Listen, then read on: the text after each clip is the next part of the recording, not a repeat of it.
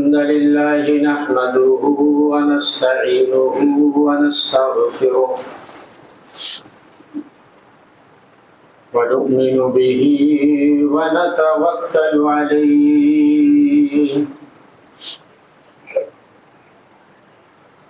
ونعوذ بالله من شرور أنفسنا ومن سيئات أعمالنا من يهده الله فلا مضل له ومن يضلله فلا هادي له وأشهد أن لا إله إلا الله وحده لا شريك له وأشهد أن سيدنا ونبينا محمدا عبده ورسوله أما بعد فإن خير الحديث كتاب الله وخير الهدي هدي محمد صلى الله عليه وسلم وشر الأمور محدثاتها وكل محدثة بدعة وكل بدعة ضلالة وفي رواية وكل ضلالة في النار.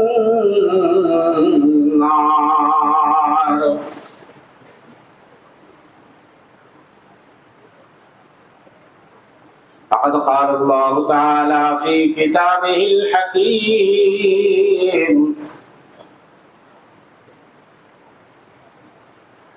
إنما المؤمنون الذين إذا ذكر الله وجلت قلوبهم وإذا تليت عليهم آياته زادتهم إيمانا وعلى ربهم يتوكلون.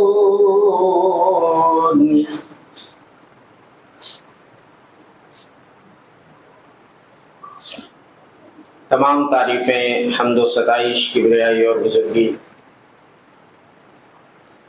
اس پاک پروردگار کے لیے لائق و سزاوار ہے جو سارے جہانوں کا خالق و مالک ہے، مدبر اور کارساز ہے، مربی اور پالنہار ہے. بعدہ بے شمار درود و سلام نازل ہو اس کے آخری نبی و رسول جناب محمد مصطفیٰ صلی اللہ علیہ وسلم.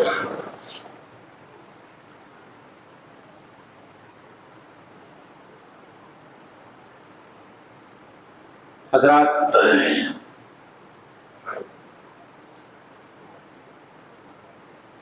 یہ اللہ کا بے حد فضل اور اس کا احسان ہے کہ اس نے ہمیں ایمان جیسی دولت نصیب فرمائی.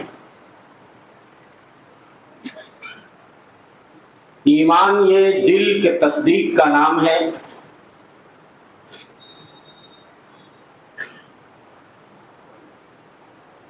ایمان دین اسلام کی اساس ہے.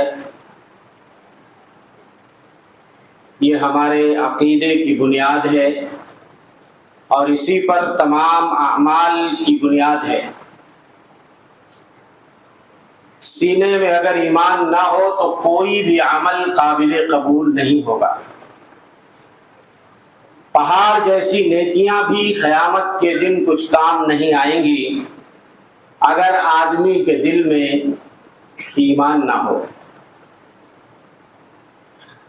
اور اگر ایمان کے ساتھ ساتھ عمل صالح کا جذبہ ہے تو یہ دونوں چیزیں مل کر ایک مومن کے مقام کو کافی بلند کر دیتی ہیں اور ایک مومن کی زندگی کو یہ دونوں چیزیں خوشگوار بنا دیتی ہیں. دنیا میں بھی اس کی زندگی قابل اطمینان اور قابل سکون ہوتی ہے اور آخرت میں اس کے لیے ایسی جنتوں کا وعدہ کیا گیا ہے جن کے نیچے نہریں جاری ہیں. ہمیشہ وہ ان جنتوں میں، ان باغات میں رہیں گے.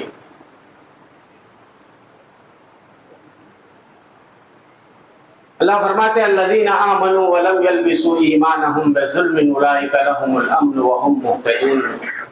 جو لوگ ایمان لائے اور انہوں نے اپنے ایمان میں ظلم کی آمیزش نہیں کی، ایسے لوگوں کے لیے امن ہے اور یہی لوگ ہدایت یافتہ ہیں۔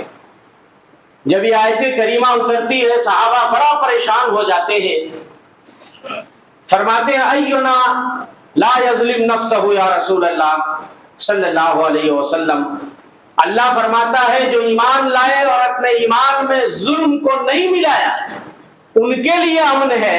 تو ہم میں سے کون آدمی اپنے اوپر ظلم نہیں کرتا ہے، اپنی جانوں پہ ظلم نہیں کرتا ہے؟ آپ نے فرمایا یہاں ظلم سے یہ ظلم مراد نہیں ہے جو تم لے رہے ہو، یہاں ظلم سے شرک مراد ہے۔ جو ایمان لائے اور انہوں نے ایمان میں شرک کی آمیزش نہیں کی ان کے لیے امن و امان ہے۔ کیا تم نہیں پڑھتے حضرت لقمان کی وصیت جب انہوں نے اپنے بیٹے کو کی تھی، یا بنی لا تشرک باللہ ان الشرک لظلم عظیم، میرے بیٹے اللہ کے ساتھ کسی کو شریک نہیں کرنا، بے شک شرک یہ ظلم عظیم ہے، بہت بڑا ظلم ہے۔ تو دوستو اللہ نے ہمیں ایمان کی دولت عطا کی ہے، ہم سب سے خوش نصیب انسان ہیں۔ اب اس ایمان کو بچا کے رکھنا ہم سب کی ذمہ داری ہے، اس لیے کہ ایمان کو بوسیدہ کرنے والی، ایمان کو توڑنے والی، ایمان کو کمزور کرنے والی چیزوں کی بھرمار ہے۔ ہم لوگ ایسے دور میں زندگی گزار رہے ہیں جو فتنوں اور برائیوں کا دور ہے، چاروں طرف فواحش و منکرات کی کثرت ہے۔ ایسے میں ایمان کی حفاظت یہ وقت کا بہت بڑا چیلنج ہے، یہ بہت بڑا چیلنج ہے۔ اور اللہ کے رسول صلی اللہ علیہ وسلم نے پیشین گوئی فرمائی تھی کہ آنے والے زمانوں میں ایمان کو بچانا بہت مشکل ہو جائے گا۔ آپ نے فرمایا تھا سیاتی علی الناس زمان، ان قریب لوگوں کے سامنے ایسا زمانہ آنے والا ہے، الصابر فیہم علی دینہ کالقابض علی الجمرہ، دین پہ ثابت رہنا، ایمان پہ جمنا اتنا مشکل ہو جائے گا جیسے ہاتھوں میں آگ کا انگارہ پکڑنا۔ آگ کا انگارہ پکڑنا جتنا مشکل ہے اتنا مشکل ہو جائے گا دین ایمان پہ ثابت قدم رہنا۔ اور آپ نے یہ بھی فرمایا تھا کہ ان قریب ایسے ایسے فتنے رونما ہوں گے، ان بین یدی الساعۃ فتنا کقطع اللیل المظلم، تاریک رات کے ٹکڑوں کی طرح فتنے رونما ہوں گے، وفتنا کقطع الدخان، دھوئیں کے ٹکڑوں کی طرح فتنے گھیر کر کے چاروں طرف سے آئیں گے۔ یموت فیہا قلب الرجل کما یموت بدنہ، آدمی کا ان فتنوں کے زمانے میں دل مر جائے گا جیسے انسان کا بدن مر جاتا ہے، جیسے انسان کا بدن مر جاتا ہے انسان کا دل مر جائے گا۔ ایسی حالت اور ایسی سچویشن ہو جائے گی، چلتا پھرتا انسان اور اس کا دل مردہ ہوگا، سینے میں ایمان نہیں ہوگا۔ اور آپ نے یہ بھی فرمایا تھا کہ سیاتی علی الناس زمان یجتمعون فی المساجد ولیس فیہم مومن، ان قریب لوگوں کے سامنے ایسا زمانہ آنے والا ہے، لوگ مسجدوں میں اکٹھے ہوں گے، مسجدوں میں جمع ہوں گے، حاضری دیں گے، مگر ایک بھی مومن نہیں ہوگا۔ حضرت عبداللہ بن عمرو بن عاص کی روایت موقوفاً علامہ البانی نے اس کو صحیح قرار دیا ہے کہ ایک بھی مومن نہیں ہوگا، لوگ مسجدوں میں حاضر ہوں گے۔ تو دوستو آپ سوچ سکتے ہیں کہ آنے والے زمانے مزید کتنے ڈینجر اور خطرناک ہونے والے ہیں۔ ہمارے لیے اپنے ایمان کو بچانا یہ وقت کا بہت بڑا چیلنج ہوگا۔ ابھی سے ہم دیکھ رہے ہیں کہ چاروں طرف ڈاکو اور لٹیرے بیٹھے ہوئے ہیں، ایمان کے سوداگر بیٹھے ہوئے ہیں، ہمارے ایمان کا سودا کرنے کے لیے بے چین بیٹھے ہوئے ہیں۔ اور دوستو ایسے میں دنیا ہم سے یہ چاہتی ہے، دشمنان اسلام یہ چاہتے ہیں کہ ہم صلح کلی مسلمان بن جائیں، تھوڑا سا ہم قریب آئیں، تھوڑا سا وہ قریب آئیں، تھوڑا سا ہم جھکیں، تھوڑا سا وہ جھکیں، تھوڑا وہ ہمارے دین کی کچھ باتیں لے لیں، تھوڑا ہم ان کے دین کی کچھ باتیں لے لیں۔ تو ایسا ایمان اگر ہے تو لوگوں کو منظور ہے، لیکن اگر آپ ایمان پہ جمنا چاہتے ہیں تو دوستو یہ دنیا کو منظور نہیں ہے، کیوں؟ آپ کے اوپر کٹر پنتھی ہونے کا لیبل لگا دیا جائے گا، آپ کے اوپر متشدد ہونے کا لیبل لگا دیا جائے گا۔ اگر آپ کے ایمان میں جھکاؤ نہیں ہے تو آپ کٹر پنتھی مانے جاؤ گے۔ حالانکہ اپنے دین پہ ثابت قدم رہنا، دوستو، اس کو کٹر پنتھی ہونا نہیں کہتے ہیں۔ لکم دینکم ولی دین، ایک اچھا ناگرک بن کے رہنا، اچھا شہری بن کے رہنا، یہ سب کی ذمہ داری ہے۔ برادران وطن کا لحاظ رکھنا، ان کے ساتھ اچھا معاملہ کرنا، اچھا برتاؤ کرنا، اچھے اخلاق سے پیش آنا، یہ سب کی ذمہ داری ہے۔ لیکن بات جب دین کی آتی ہے، ایمان کی آتی ہے، لکم دینکم ولی دین، تمہارے لیے تمہارا دین مبارک، ہمارے لیے ہمارا دین مبارک، تمہارے لیے تمہارا تیوہار مبارک، ہمارے لیے ہمارا تیوہار مبارک۔ تو دوستو، پیارے نبی صلی اللہ علیہ وسلم کو لوگوں نے بہت بلیک میل کرنا چاہا، بلیک میل کرنا چاہا۔ جب آپ نے کھلم کھلا مکے میں توحید کی دعوت دینا شروع کی، لوگوں نے مصائب کے پہاڑ کھڑے کر دیے، آپ کو ستایا گیا، آپ کی پیٹھ پہ اونٹ کی اوجڑی رکھی گئی، آپ کی گردن مبارک میں چادر کا پھندا ڈال کر کھینچا گیا، آپ کو ساحر، مجنوں، کاہن اور دیوانہ کہا گیا، آپ کو بلیک میل کرنے کی کوشش کی گئی۔ آج ہمیں بھی بلیک میل کرنے کی کوشش کی جا رہی ہے، لالچ دلا کر کے، کبھی ڈر اور خوف پھیلا کر کے آج مسلمانوں کو بلیک میل کیا جا رہا ہے۔ کبھی حضرت ابو طالب کو بھیجا جا رہا ہے جو آپ کے چچا ہیں، وہ کبھی آپ کو سمجھا رہے ہیں، لیکن دیکھ رہے ہیں کہ بھتیجا ٹس سے مس نہیں ہو رہا ہے، اس لیے کہ بات دین کی ہے، ایمان کی ہے، عقیدے کی ہے۔ چچا، آپ کا احترام اپنی جگہ پہ، آپ کی عزت اپنی جگہ پہ، لیکن دین کے معاملے میں ٹس سے مس نہیں ہو سکتا ہوں۔ اس کے بعد انہوں نے ایک چال چلی مشرکین مکہ نے کہ آپ کو کیا چاہیے؟ آپ کو سرداری چاہیے؟ بولو، ہم آپ کو آج سے سردار بنا لیتے ہیں، لیکن خدا کے لیے اپنی یہ دعوت بند کر دیجیے، ہمارے معبودوں کی مخالفت بند کر دیجیے، جن کی عبادت ہمارے باپ دادا کرتے آئے ہیں، آپ انہیں برا بھلا مت کہیے۔ آپ، جبکہ آپ برا بھلا نہیں کہتے تھے، آپ لوگوں کو توحید کی دعوت دیتے تھے، لیکن لوگوں نے کہا آپ یہ سلسلہ بند کر دیجئے، ہم آپ کو آج سے اپنا سربراہ بنا لیتے ہیں، اپنا حاکم مان لیتے ہیں اور اپنا اغوا مان لیتے ہیں۔